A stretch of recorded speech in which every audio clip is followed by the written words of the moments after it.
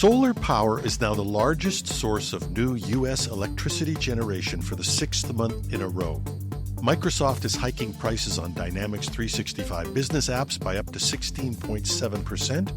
VMware's desktop virtualization products are rebranded as Omnissa.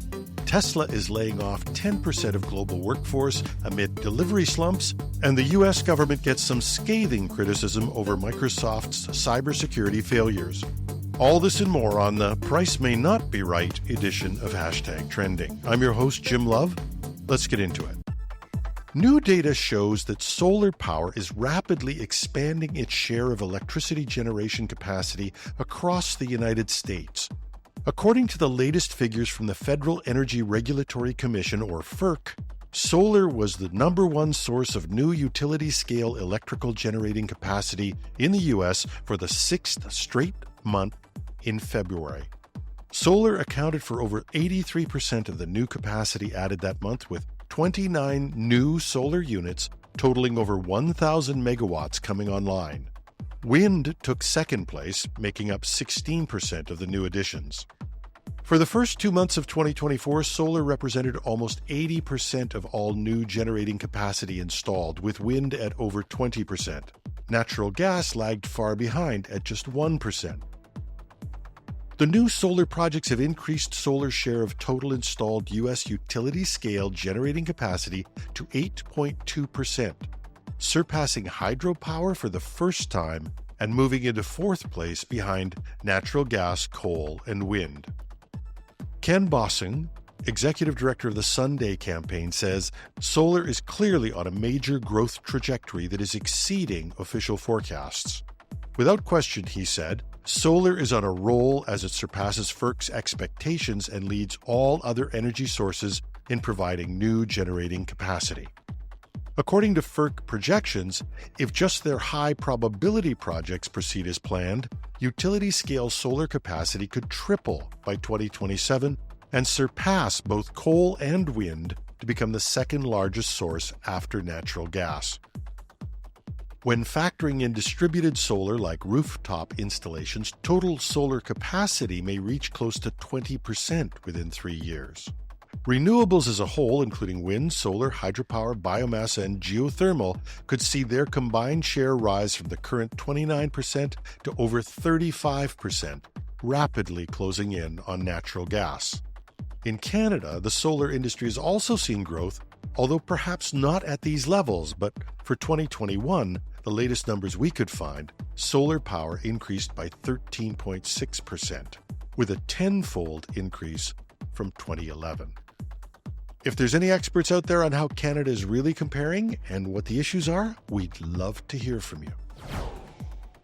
A major cybersecurity incident was narrowly avoided at LastPass, one of the world's leading password management companies.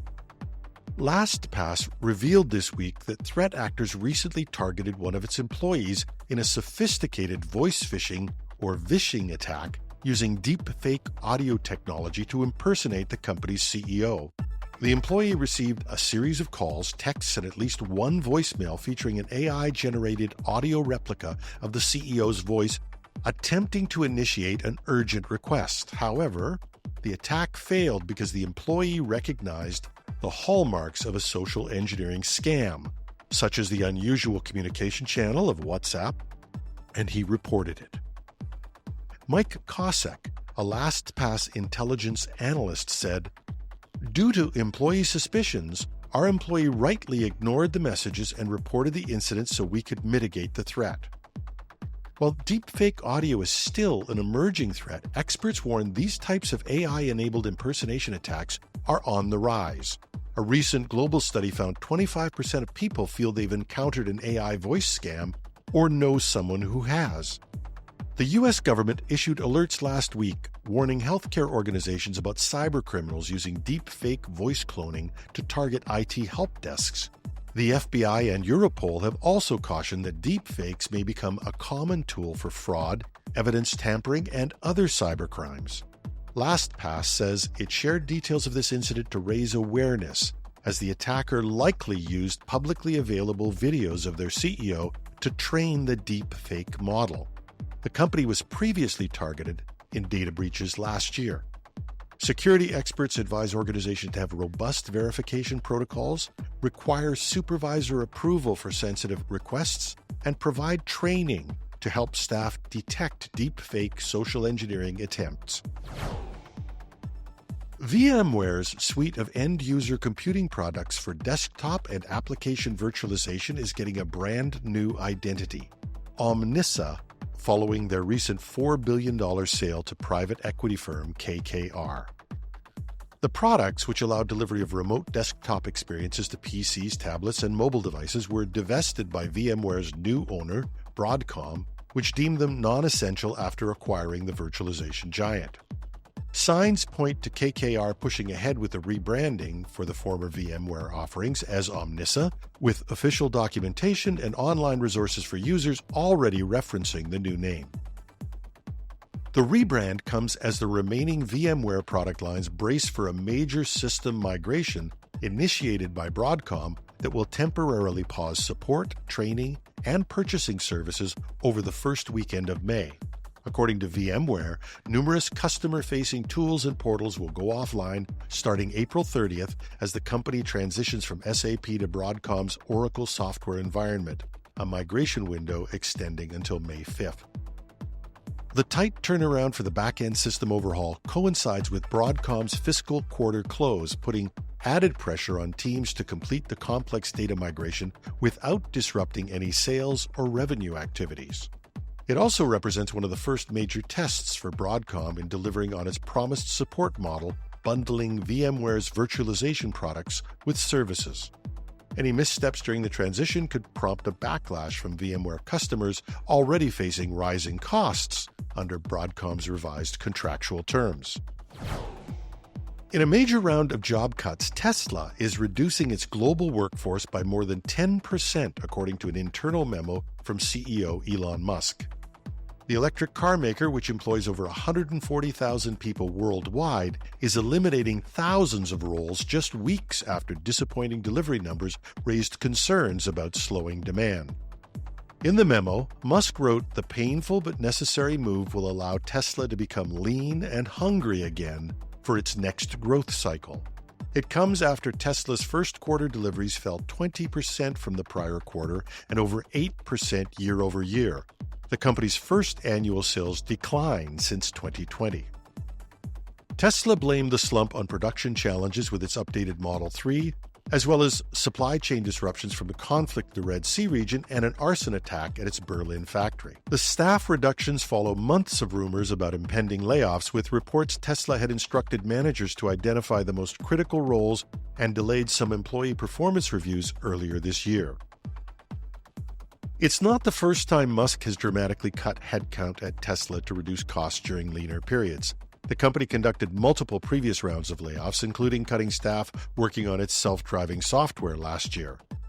As Tesla faces intensifying competition and tries to ramp up production of new models like the Cybertruck, and that Cybertruck has had some very bad early reviews, the company is turning to headcount reductions despite Musk previously warning 2024 could see a sales slowdown.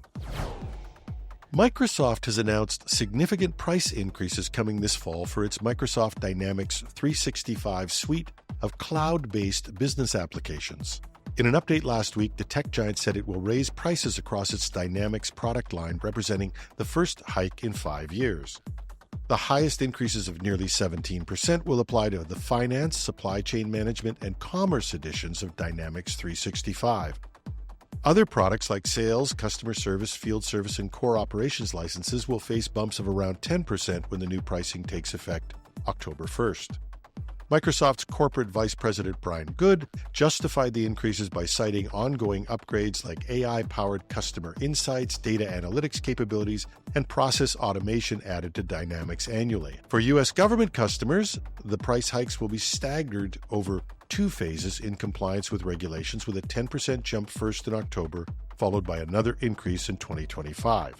The increases follow similar moves by rival Salesforce last year and come as Microsoft prepares a new wave of AI-driven features and updates across Dynamics 365 powered by technologies like its Copilot Assistant. While inflation has been a factor over the past 5 years, the extent of these latest price increases from Microsoft may prompt some reassessment from Dynamics customers on the overall value proposition, especially for products facing the highest percentage bumps. And here's another Microsoft story where I want to walk lightly because it's easy to bash large corporations, but it's a story that raises some critical questions.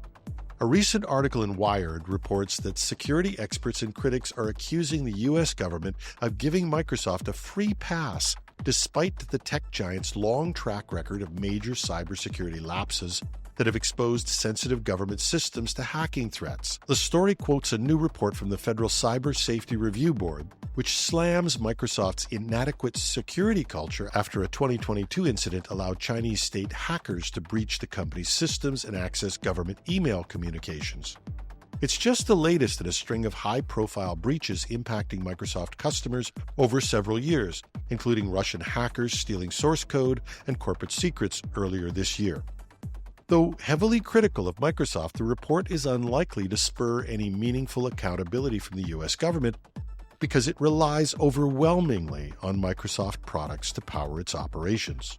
Microsoft has become effectively untouchable, according to some experts, due to the government's deep dependence on its software, its critical role supporting federal cybersecurity efforts, and its sophisticated strategy of positioning itself as a defender of digital safety.